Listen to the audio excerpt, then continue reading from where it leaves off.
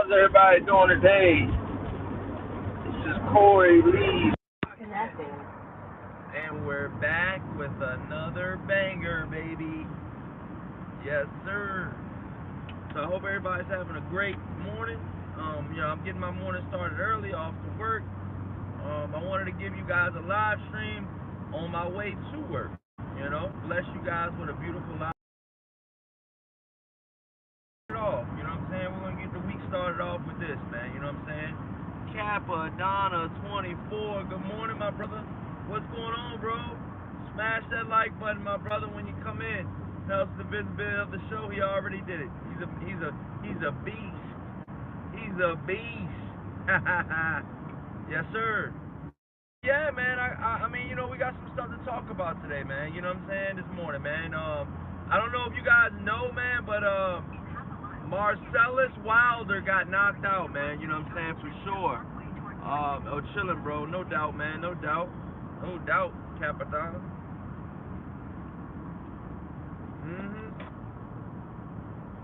But yeah, man, Deontay Wilder, this is the craziest thing, you guys. I'm going to start it off by saying, I wanted to talk about, Jaime Munguia and Inoue. I wanted to talk about that fight. I didn't get to talk about that fight last one, so I'm going to try to get everything into this live stream before I get to work, okay? So, bear with me, you guys. And for you guys rewatching this later in the afternoon, peace to you guys as well, too, man. Catching it on the re-air. You know what I mean? Capadonna says, I was trying to find that fight. I haven't seen it. Yeah, man. I mean, like I said, I wanted to get to that later, but I'll get to it now, man. Marcellus Wilder, the younger brother of Deontay Wilder with limited amateur experience, you guys, was fighting a guy that I believe that was 6-12. 6 wins, but 12 losses. So 6 wins and 12 losses, you guys. Okay, so you're not talking about a moment. He wasn't fighting Arthur Betterbeef. He wasn't fighting Anthony Yard. He was fighting a guy that was a journeyman. He got knocked out. Deontay Wilder's brother got knocked out by a journeyman. But to be honest with you guys, young in Deontay Wilder's career, he got knocked out. Okay. But it was in the amateur circuit, okay? That's why when he was in the professional circuit, he knew what to do. He knew what to do. That amateur experience helped him out tremendously, you guys. It helped him out so much. It was so vital in his it was so vital in his preparation and in his boxing career, you guys. For him, for him doing that, him having that amateur experience, you guys, so with that being said, man, Marcellus Wilder got knocked out in the 4th round. I can't even remember the guy's name right off top, but yeah, man, Capadonna says, I heard ringside reporter got knocked out in front of his family. Yeah, man. Yeah. Yep. Yeah. That's what I said on Ringside Reporter. Yeah, Capadonna. Yeah, you're right. He did get knocked out in front of his family, man. It's fucked up. He was winning all 4 rounds.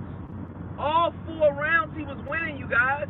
Marcellus Wilder was winning all 4 rounds, and he got knocked out in the 4th round. It was only a 4-round fight. He got caught. He got caught. I know they're going to want an immediate rematch. I know that for a fact. And it's, from what I'm hearing, you guys, from what I'm hearing, this guy was already scheduled, okay, to fight in London, okay? Marcellus Wilder was already scheduled to fight in London, okay? And, that might not even happen now. That fight, that actually might not even happen now, you guys. Knowing what we know now, knowing that he's knocked out, that's probably definitely not going to happen. He's probably going to get a rematch here in the States somewhere, or he might fight the guy in London. You never know. But you know, right now, man, Marcellus Wilder has a lot of soul searching to do. He's gotta get back in the gym ASAP. I know he's been knocked out, so I know you gotta wait 90 days, you know, until you can fight again. You know, that's pretty much most sanctioning bodies, you know, policy. You know, after you get knocked out, you gotta wait at least 60 days. But with that being said, you guys, yeah, so he got knocked out in front of Deontay Wilder was front row, okay? Marcellus Wilder's fight, Deontay Wilder was front row, Deontay Wilder's wife was front row, and Deontay Wilder's little baby was front row. So they all seen Marcellus Wilder get knocked out. And from what I'm hearing, it was viciously. You know, he was incoherent. You know, he didn't really know what was going on at first. And yeah, man, what a promising career, man. Hopefully this is not the end of Marcellus Wilder. I've been following him on Instagram since he's only had 2,000 followers, okay? I've been following Marcellus Wilder on Instagram since he's only had 2,000 followers. So I believe he got over 10,000 now. But, you know, like I said, man, he's the younger brother of Deontay Wilder. He was an ex-football player, and he tried to convert it to football. I mean, he tried to convert it to boxing, from football to boxing, and sometimes you just can't convert. Sometimes they don't convert. You know, sometimes you guys, oh, shit. Holy shit. What the hell was that? But yeah, sometimes they just don't convert, you guys. Sometimes they just don't convert. But smash that like button too, you guys. He'll be okay. Pat got KO'd early in his career. Yeah, Pacquiao got KO'd early in his career, but the difference between Pacquiao and Marcellus Wilder, Marcellus Wilder is still trying to find himself. He doesn't even really know. You know, he's trying to follow in his brother's footsteps, and he got sparked. You know, so he's only been in the ring probably 10 times. With his amateur experience and his pro experience, that guy had been in the ring 18 times. So that guy knew what was going on. That guy probably just waited to the 4th round and catch Marcellus Wilder. You know, I've seen Marcellus Wilder fight. He fucking unloads for the first couple rounds like nobody's business, dude. And he doesn't mind trading with you. So when you trade with a guy, when you hook with a hooker, sometimes you get hooked, okay? And I'm gonna be honest with you guys. That's the best way I can explain this shit to you, okay? So Marcellus Wilder got knocked out. Okay, we're gonna move on. Adonis Stevenson, you guys. Adonis Stevenson. If you guys didn't know, Adonis Stevenson is out of his coma. And from what I'm hearing, the reports are saying that he just begun to walk, you guys. Okay, so Adonis Stevenson is just now walking for the first time. Very, very good news. You know, from what he had a brain injury. I mean, he had hemorrhage of his brain. I mean, you know, he pretty much, you know, they didn't even know if he was gonna live. I mean, you know, I'm gonna be honest with you guys. They didn't even know if he was gonna live, dude. You know, that's how real this shit was. You know, so with that being said, you guys, you know, like I said, man, he's luckily to make it out of it, okay. From what I'm hearing, you know, I'm pretty sure there's still some extensive damage. I haven't heard him talk yet. But shout out to all the fans out there. Muhammad Ali's wife did a special. She was just sending condolences to the champ, and Gennady Golovkin sends condolences. You know, get well champ. Wasik sent, you know, get well champ. Who else? Danny Jacobs. Sugar Ray Leonard. It's a video on Adonis Stevenson's Instagram page, and they all are pretty much, you know, sending condolences to Adonis Stevenson, or, you know, to get well or whatever. But yeah, man, so he's walking now, you guys. So I wanted to update you on that. Okay, so now we're gonna move on to the Inoue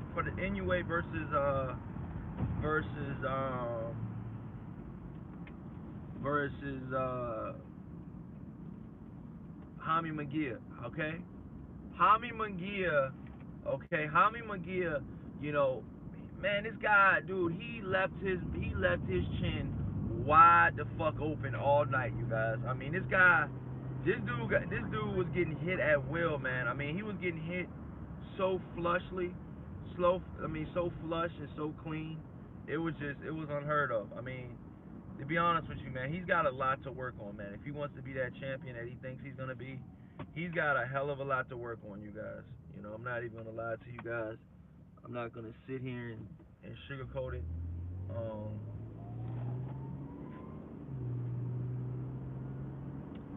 But yeah, man. Like I said, I'm not gonna sit here and sugarcoat it. He's got a lot to work on, man. You know. I just want to see. I want to see him put up more defense. You know, I feel like Jaime Munguia's defense is awful. You know, I'm not even gonna lie. I just feel like his defense is awful. You know what I'm saying? So, you know, with that being said, man, I really, really, truly just want to see him, you know, do a hell of a lot better than what he's been doing. You know, I just don't think. I truly don't believe that, you know, he's doing the best he can possibly do. You know, I mean, if you want to be honest with me, if you want to be honest, you guys, you know, Inoue was 13-0, and he had a draw with a guy that wasn't even that good. You know, so, you know, Inoue could have been outboxed, but see, Munguia lacks in the boxing area. You know what I mean? He is not that good as a pure boxer.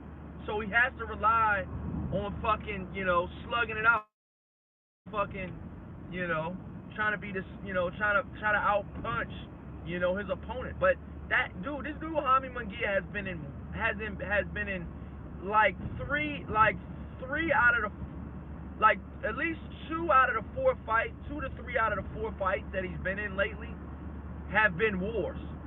He was in a war with Liam Smith, okay, which a lot of people thought he was just gonna get, you know, cruise by, knock him out, next.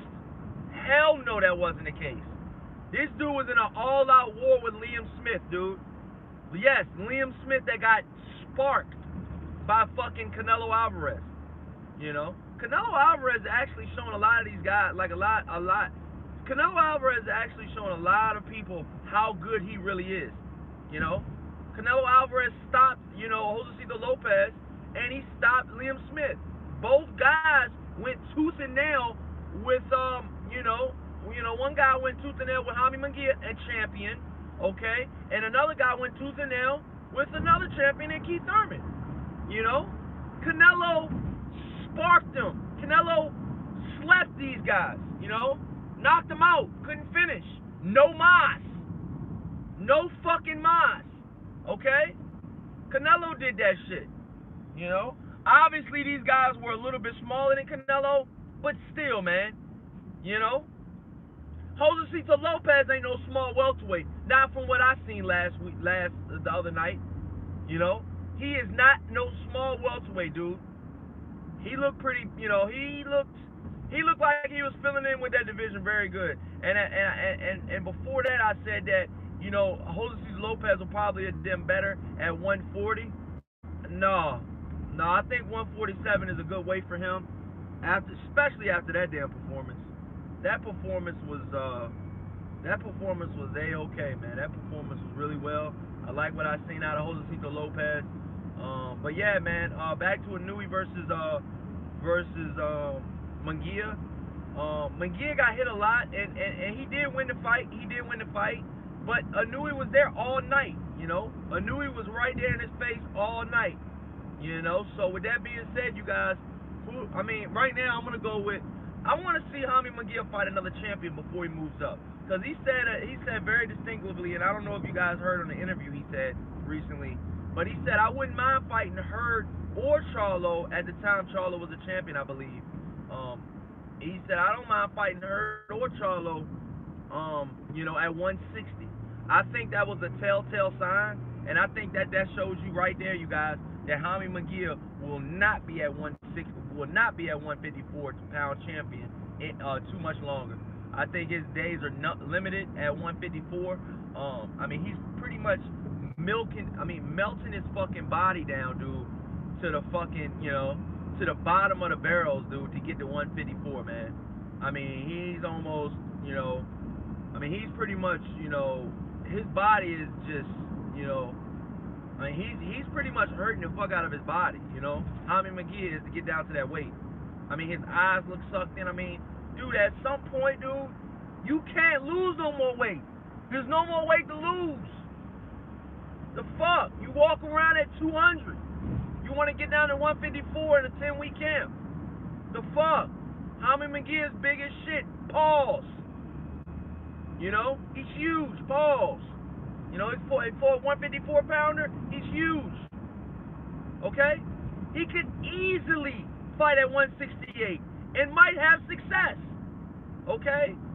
I don't think he'll have success with Caleb Plant, but him and just his style alone, him versus Benavidez would be a fucking barn burner.